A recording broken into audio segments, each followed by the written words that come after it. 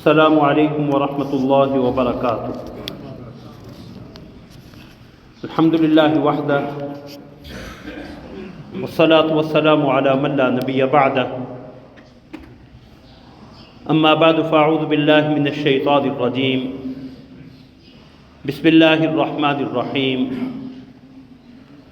یا ایہا الذین آمنوا کتب علیکم الصیام کما کتب علی الذین من قبلکم لعلکم تتقون ایاما معدودات۔ صدق اللہ العظیم۔ اللہم صلی علی محمد وعلی آل محمد کما صلیت علی ابراہیم وعلی آل ابراہیم انک حمید مجید۔ اللہم بارک علی محمد وعلی آل محمد کما بارکت علی ابراہیم وعلی آل ابراہیم انک حمید مجید۔ سبحانک لا علم لنا الا ما علمتنا انک انت العلیم الحکیم۔ رب اشرح لی صدری ویسر لی امری واحلل عقدۃ من لسانی یفقهوا قولی۔ اللہم انفعنا بما علمتنا وعلمنا ما ينفعنا وزدنا علما۔ اما بعد،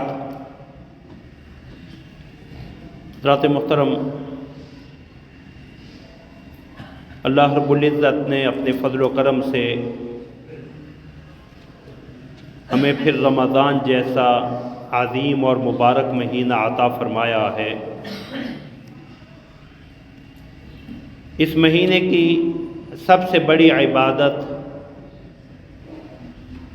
روزہ رکھنا ہے، جسے اللہ رب العزت نے تلاوت کردہ آیت مبارکہ میں بیان فرمایا ہے۔ یا ایھا الذین آمنوا کتب علیکم الصیام، اے ایمان والو، تم پہ روزہ فرض کیا گیا، کما کتب علی الذین من قبلکم، جیسا کہ ان لوگوں پہ فرض کیا گیا جو تم سے پہلے تھے، لعلکم تتقون، تاکہ تم تقوی اختیار کر لو، متقی بن جاؤ، پرہیزگار بن جاؤ۔ ایام معدودات، اور یہ گنتی کے چند دن ہیں۔ تو اس آیت کریمہ میں اللہ رب العزت نے روزوں کی فرضیت کے حوالے سے جو انداز اختیار کیا ہے، اس میں اس چیز کی طرف اشارہ ہے کہ یہ حکم آسان ہے۔ تم سے پہلے تمام لوگ اس حکم پہ عمل پیرا رہے ہیں، اور تمہیں تو رسول اللہ صلی اللہ علیہ وسلم کی آخری امت ہونے کے ناطے اللہ رب العزت کی طرف سے توفیق اور تیسیر حاصل ہے۔ تمہارے لیے اللہ مزید آسان فرمائیں گے۔ میں ایام معدودات، اور یہ گنتی کے چند دن ہیں، مہینہ گزرتے پتہ بھی نہیں چلے گا۔ اور روزوں کی فرضیت کا مقصد، فلسفہ، حکمت جو قرآن نے بیان کی، لعلکم تتقون، تاکہ تم متقی بن جاؤ۔ تقوی کسے کہتے ہیں؟ اللہ رب العزت کی عظمت، اللہ کی ہیبت، اللہ کے جلال اور اللہ کے خوف سے اللہ کی نافرمانیوں کو چھوڑ دینا، یہ تقوی ہے۔ حضرت عمر رضی اللہ تعالیٰ عنہ نے سیدنا ابی بن کعب رضی اللہ تعالیٰ عنہ اور حضرت ابو ہریرہ رضی اللہ تعالیٰ عنہ سے تقوی کی حقیقت دریافت کی، تو انہوں نے امیر المؤمنین سیدنا عمر رضی اللہ تعالیٰ عنہ سے استفسار کیا کہ امیر المؤمنین، آپ کا گزر اگر کسی تنگ جگہ پہ کانٹوں والی جھاڑی خاردار درخت کے قریب سے ہو تو آپ کیسے گزرتے ہیں؟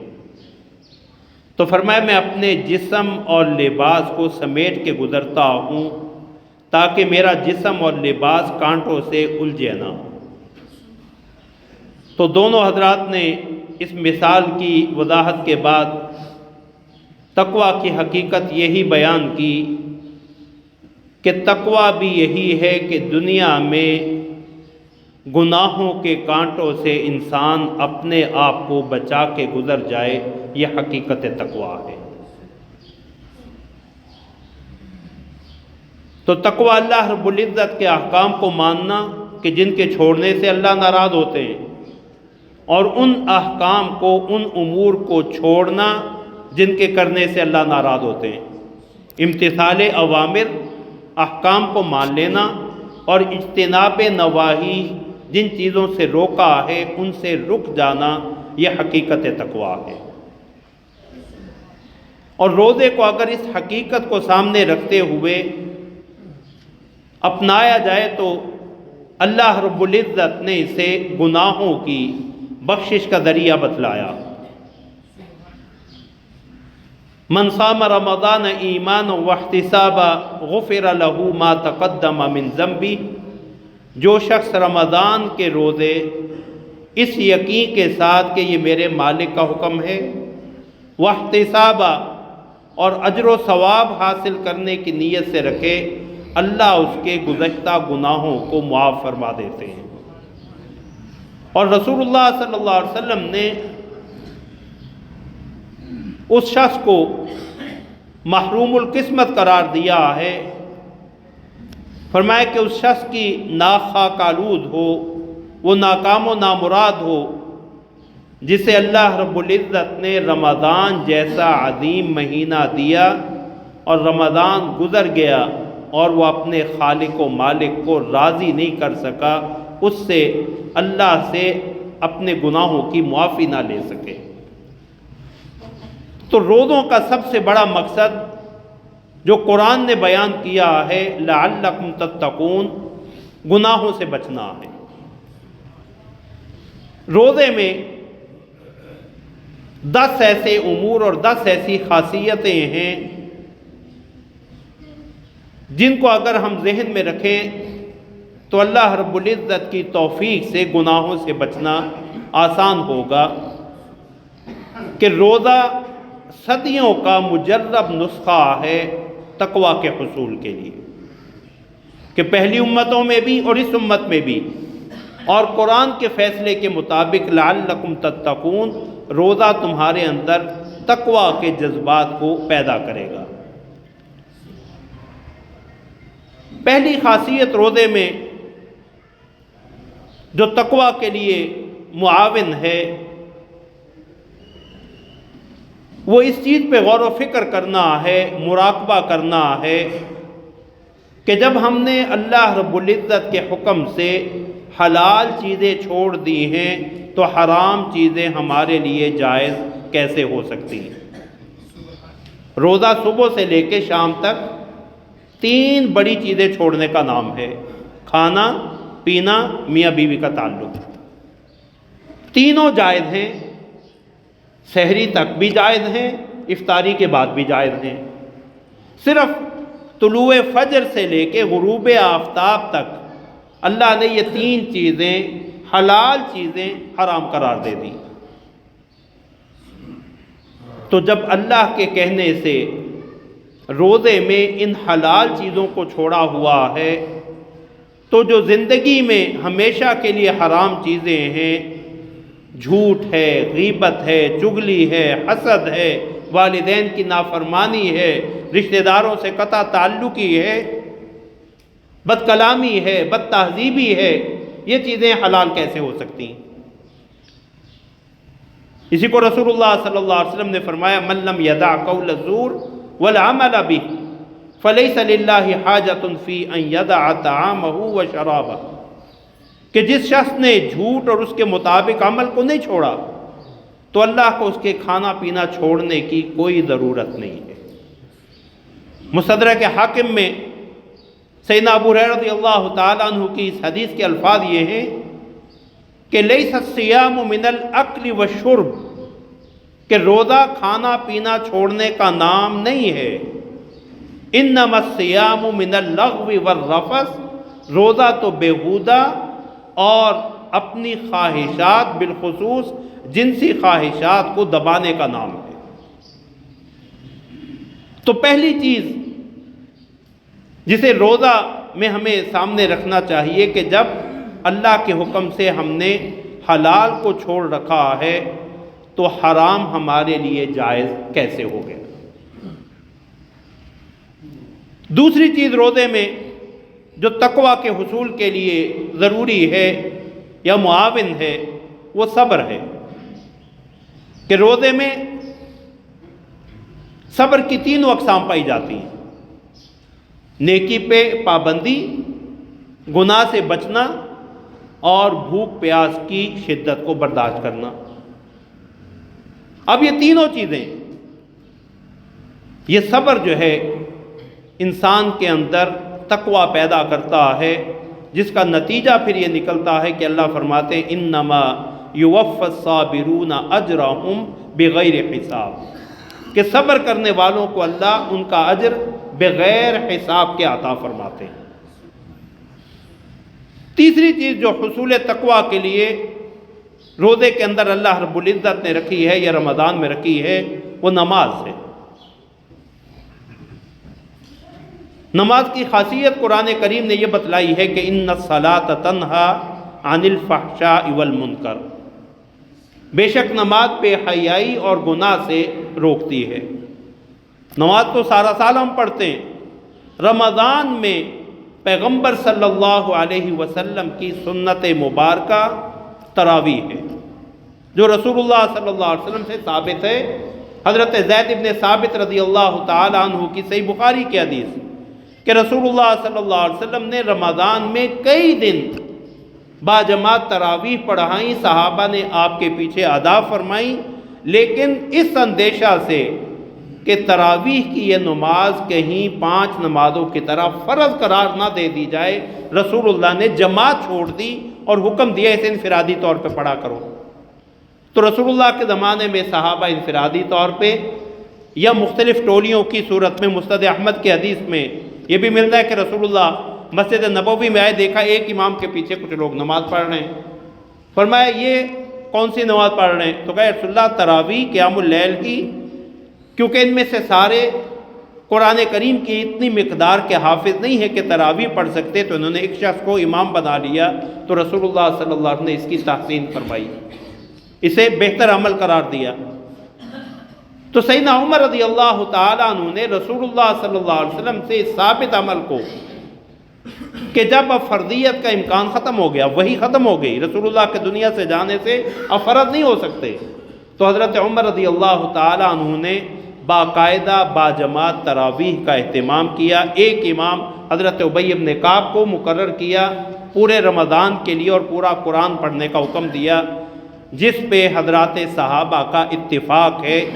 یہ ممکن ہی نہیں ہے کہ ایک چیز جس کا رسول اللہ سے ثبوت نہ ہو وہ حضرت عمر کریں اور صحابہ خاموش رہیں، اور سیدنا عمر جس کے بارے میں پیغمبر یہ فرما رہے ہیں کہ میرے بعد اگر کسی نے نبی ہونا ہوتا تو وہ عمر ہوتے، جس کے بارے میں پیغمبر فرما رہے ہیں کہ جعل اللہ الحق علی لسان عمر و قلبی، اللہ نے عمر کے زبان اور دل پہ حق کو جاری کر دیا، وہ کوئی غلط کام یا امت میں معاذ اللہ کسی بدعت کو رواج دے ہی نہیں سکتے۔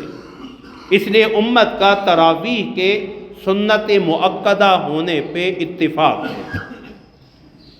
تو اللہ نے نماز کی خاصیت یہ رکھی ہے کہ یہ بے حیائی اور گناہ سے روکتی ہے، اور رمضان میں اللہ نے تراویح کا اضافی حکم دے دیا، جسے رسول اللہ نے فرمایا من قام رمضان ایمانا واحتسابا غفر له ما تقدم من ذنبی، جو رمضان کا قیام ایمان و احتساب کے ساتھ کرتا ہے اللہ اس کے گزشتہ گناہوں کو بھی معاف فرما دیتے ہیں۔ چوتھی چیز جو روزے میں حصول تقویٰ کے لیے معاون ہے یا سبب ہے وہ تلاوت قرآن ہے۔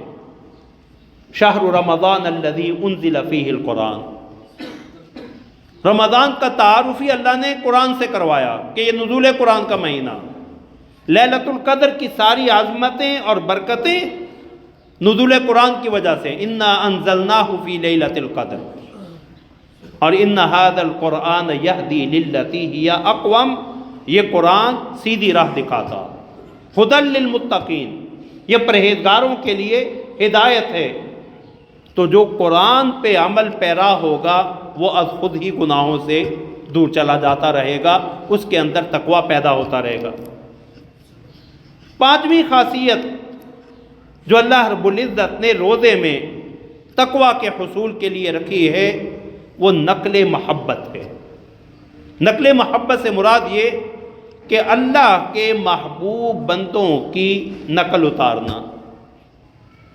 حقیقت صیام یہ ہے، امام غزالی رحمۃ اللہ علیہ نے لکھا ہے کہ ایک عوام کا روزہ ہے، اور وہ کیا ہے؟ کھانے پینے اور میاں بیوی کے تعلق سے رکنا۔ اور ایک خواص کا روزہ، اللہ والوں کا روزہ، کہ ہر گناہ سے اپنے آپ کو روک لینا، جسے رسول اللہ نے روزے کا اصل مقصد بتلایا، فرمایا یہ خواص کا روزہ۔ تو ہم ظاہری طور پہ کھانا پینا چھوڑ کے، شادی شدہ حضرات مرد و عورت کا تعلق چھوڑ کے، جنسی شہوات کو، خواہشات کو چھوڑ کے اثر روزے داروں کی نقل اتارنے کی کوشش کرتے ہیں۔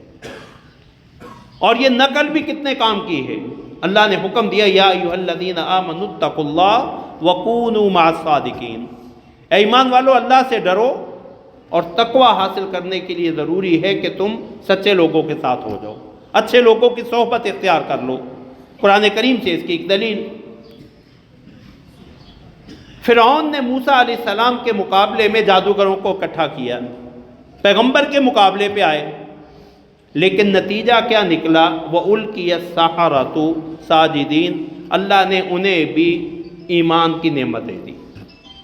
امام آلوسی رحمۃ اللہ علیہ نے حضرت عبداللہ بن عباس رضی اللہ تعالیٰ عنہما کے حوالے سے لکھا کہ حضرت موسیٰ علیہ السلام نے اللہ سے شکوہ کیا کہ اللہ میرے مقابلے میں تیرے پیغمبر کے مقابلے میں آئے تھے، تو نے انہیں بھی ایمان جیسی عظیم نعمت دے دی۔ تو اللہ رب العزت نے ارشاد فرمایا موسیٰ تیری نگاہ ان کے ظاہری مقابلے پہ تھی، لیکن ان کی دو خصلتیں مجھے پسند آئیں جس کی بنا پہ میں نے انہیں ایمان جیسی عظیم نعمت دے دی۔ ایک تو پیغمبر کا ادب، کہ انہوں نے، قرآن نے کہا سورہ طٰہٰ میں کہ موسیٰ علیہ السلام کو کہنے لگے اما ان تلقی و اما ان نکون اول من القا، کہ پہلے آپ، کیونکہ وہ تو جادوگر ہی سمجھتے تھے معاذ اللہ، پہلے آپ کوئی وار کریں گے یا ہم اپنا وار دکھائیں؟ تو موسیٰ علیہ السلام نے فرمایا بل القوا ما انتم ملقون، تم اپنا شوق پورا کر لو۔ تو جب انہوں نے اپنی رسیاں ڈنڈے پھینکے تو اللہ رب العزت نے موسیٰ علیہ السلام کو عصا پھینکنے کو حکم دیا، فَإِذَا هِيَ تَلْقَفُ مَا يَأْفِكُونَ، جو وہ جھوٹ انہوں نے گھڑا تھا، جادو لائے تھے، وہ سے سارے کا سارا نکل گیا۔ اب جادوگر سمجھ گئے کہ یہ جادو نہیں، جادو ہوتا تو ہمارا توڑ کسی کے پاس نہیں تھا۔ ہمیں ایک تو ان کا موسیٰ علیہ السلام کو یہ احترام اور ادب دینا کہ آپ پہل کریں گے یا ہم پہل کریں، اور دوسرا انہوں نے جو موسیٰ علیہ السلام کا لباس دیکھا تو انہوں نے فرعون سے مطالبہ کیا تھا کہ ہمیں وہی لباس سلوا کے دیا جائے جیسا موسیٰ کا لباس ہے۔ تو اللہ رب العزت نے پیغمبر کی ظاہری مشابہت اختیار کرنے کی بنا پہ اپنے پیغمبر کے مقابلے میں آنے والے جادوگروں کو بھی نعمت ایمان دے دی۔ تو روزے میں ہم اللہ رب العزت جو ہمارے محبوب حقیقی ہیں، مختصر وقت کے لیے اس اللہ کے ایک عمل کو کاپی کرنے کی کوشش کرتے ہیں کہ اللہ رب العزت کھاتے نہیں، اللہ رب العزت کھاتے نہیں ہیں، اللہ کھانے سے پاک ہے۔ تو ہم نے وقتی طور پہ اللہ کے اخلاق کو اپنانے کے لیے صبح سے شام تک جب کھانا پینا چھوڑا تو اللہ رب العزت کی رحمت ہماری طرف متوجہ ہوئی اور اللہ کی توفیق سے گناہوں سے بچنا آسان ہو گیا۔ چھٹا عمل جو روزے اور حصول تقوی کے ربط کو بیان کرتا ہے وہ دعا کی کثرت ہے، کہ رمضان میں غیر محسوس طریقے سے انسان کا اللہ کی طرف رجوع، رغبت بڑھ جاتی ہے۔ یہ بھی اللہ کا احسان ہے کہ اوقات مقدسہ میں اللہ رب العزت کی طرف سے بندوں کے دل میں ان اوقات کی قدر کی توفیق ڈال دی جاتی کہ ہماری مساجد میں رمضان کی حاضری عام حاضری سے بڑھ جاتی، اور پھر دعا، سحری کے وقت دعا، استغفار کے وقت دعا، دن بھر کی دعا، کہ رسول اللہ صلی اللہ علیہ وسلم کے روزے دار کی دعا جو ہے اللہ رد نہیں فرماتے، خاص طور پہ افطار کے وقت کی۔ تو اللہ رب العزت کے حضور جب ہم دعا مانگتے ہیں، سب سے بڑی دعا وہ اللہ رب العزت سے اپنے گناہوں کی معافی ہے، جو ہمیں ہمارے ابا آدم علیہ السلام نے تعلیم فرمائی، ربنا ظلمنا انفسنا وَإِن لَّمْ تَغْفِرْ لَنَا وَتَرْحَمْنَا لَنَكُونَنَّ مِنَ الْخَاسِرِينَ۔ اور پیغمبر صلی اللہ علیہ وسلم فرمایا کرتے تھے کہ طُوبَىٰ لِمَنْ وَجَدَ فِي صَحِيفَتِهِ اسْتِغْفَارًا كَثِيرًا، اس آدمی کو مبارک ہو جس کے نامہ اعمال میں بکثرت استغفار ہو۔ اور امت کی تعلیم کے لیے وہ معصوم پیغمبر دن میں 100 دفعہ اللہ کے حضور درخواست پیش کرتا ہے، استغفر اللہ ربی من کل ذنب واتوب الیہ، کہ ہمیں استغفار کی عادت ہو جائے۔ تو جب ہم گناہ سے توبہ کرتے ہیں، استغفار، تو حقیقی استغفار ہوتا ہی تب ہے جب انسان گناہ چھوڑے۔ گناہ کرتے ہوئے استغفار نہیں، استغفار کا مذاق ہے، جس کے بارے میں حسن بصری رحمۃ اللہ علیہ نے فرمایا کہ استغفارنا یحتاج الی استغفار، کہ ہمارا استغفار جس میں ہم گناہ چھوڑتے نہیں، زبان سے کہتے رہتے اللہ معاف کر دے، فرمایا یہ تو بذات خود ایک اور گناہ ہے جس پہ ہمیں اللہ سے معافی مانگنی چاہیے۔ 7واں عمل جو روزے میں حصول تقویٰ کے لیے اللہ رب العزت نے رکھا ہے وہ جسمانی کمزوری، اور یہ جسمانی کمزوری اس وقت آئے گی جب ہم روزے کا مقصود سمجھیں گے۔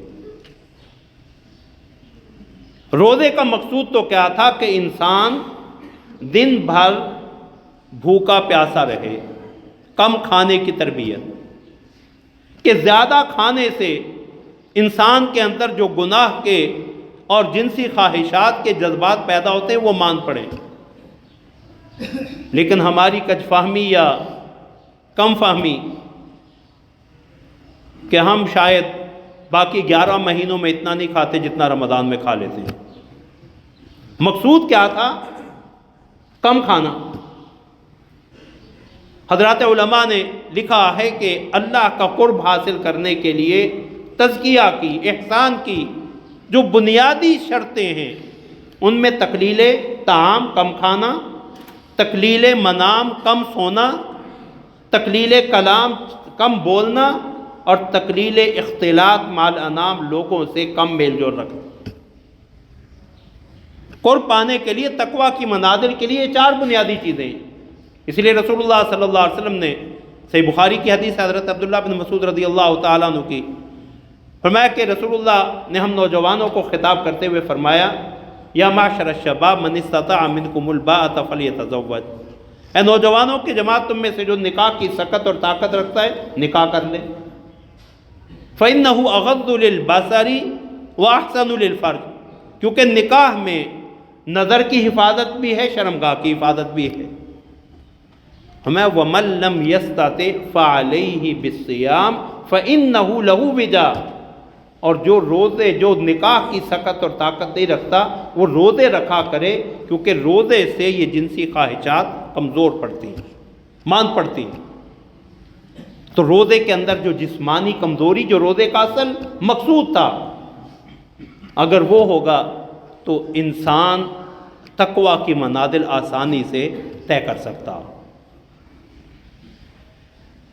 8ویں چیز جو اللہ رب العزت نے رمضان میں حصول تقویٰ کے لیے روزے میں رکھی ہے وہ قید شیاطین۔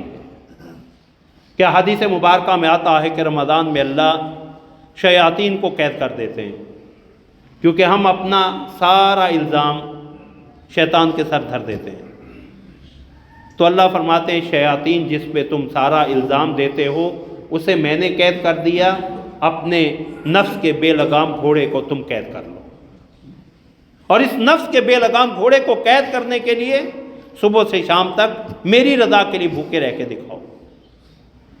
تو قید شیاطین یہ 8واں سبب ہے حصول تقویٰ کا، کہ شیطان کے بہکاوے کا دروازہ اللہ نے بند کر دیا، بلکہ ندا ہو رہی ہے، یا باغی الخیر اقبل، اے خیر کے طلبگار آگے بڑھ، وَيَا بَاغِيَ الشَّرِّ اقصر، اور اے شر کے راستے پہ چلنے والے اب تو شرم کر، اس رمضان کی قدر کر کے اللہ کی نافرمانی سے رک جا، بعد آ جا۔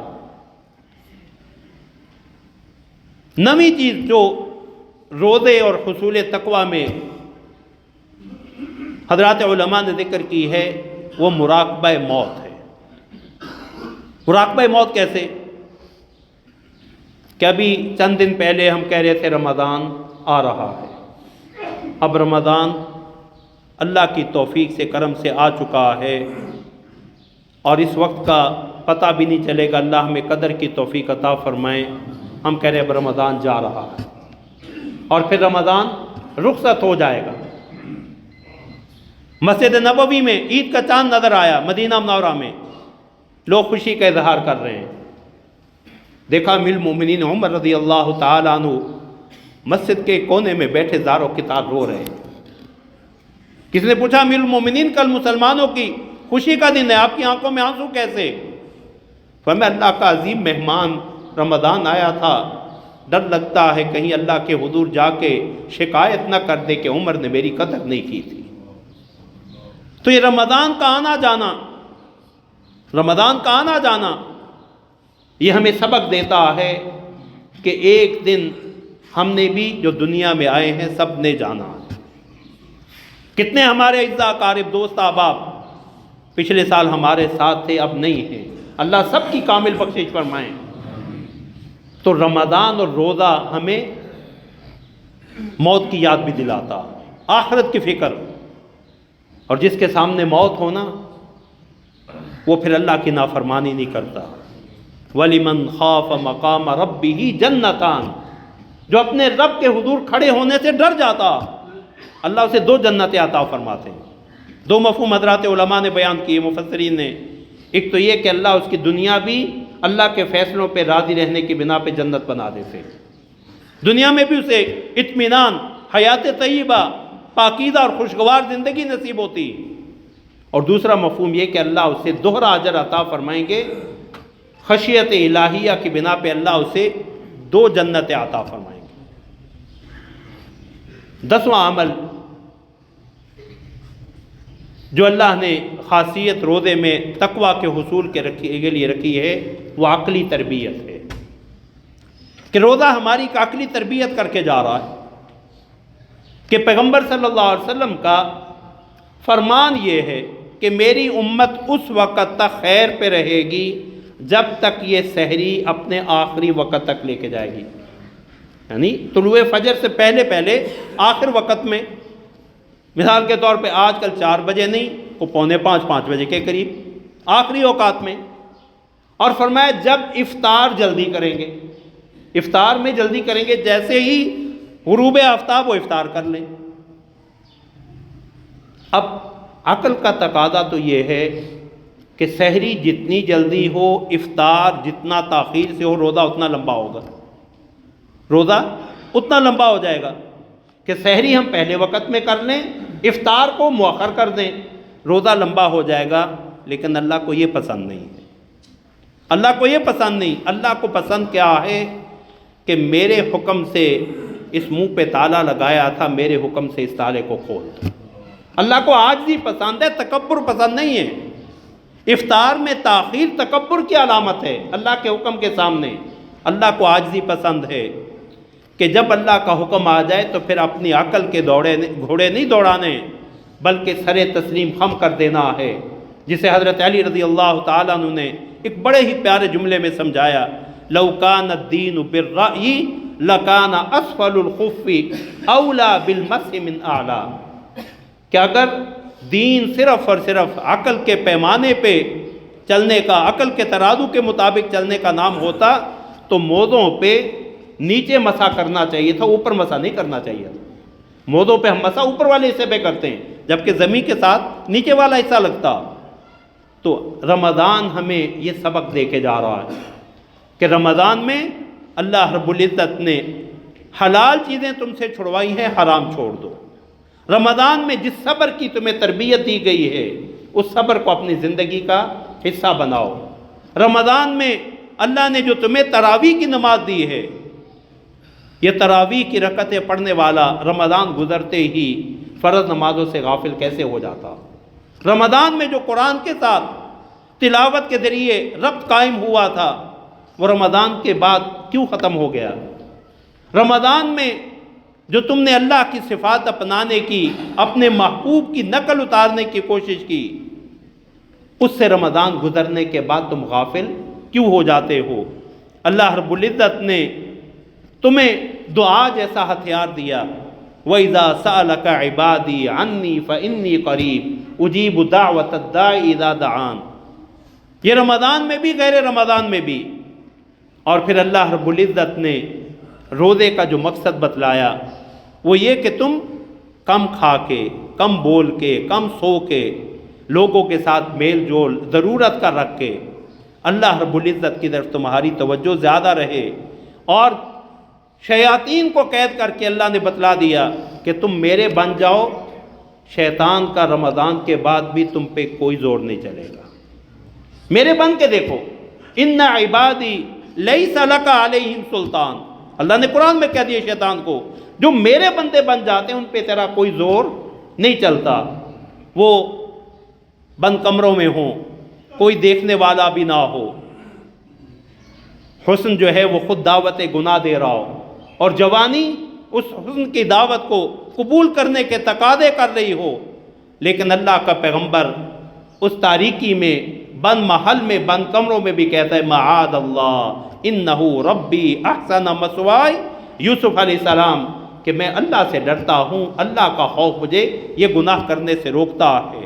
تو روزہ در حقیقت ان جذبات کے پیدا کرنے کا نام ہے کہ اللہ ہمیں ہر وقت دیکھ رہے۔ تقوی اللہ کی عظمت کے استحضار کا نام ہے کہ ہمارا خالق و مالک ہمیں ہر وقت دیکھ رہا ہے، جس کے دیکھنے کی بنا پہ ہم تنہائی میں بھی پانی نہیں پی رہے، وضو کرتے ہوئے کلی کا پانی بھی اندر نہیں لے جا رہے، اس لیے کہ وہ دیکھ رہا ہے۔ تو رمضان کے بعد اس اللہ کی عظمت کا استحضار اگر ختم ہو گیا معاذ اللہ، تو پھر یہ روزہ کسی کام کا نہیں، اور اگر یہ عظمت کا استحضار تقوی کی صورت میں حاصل ہو گیا تو پھر اللہ رب العزت کی طرف سے خیر ہی کے فیصلے ہیں۔ اللہ ہمیں عمل کی توفیق عطا فرمائے۔ وآخر دعوانا ان الحمد للہ رب العالمین۔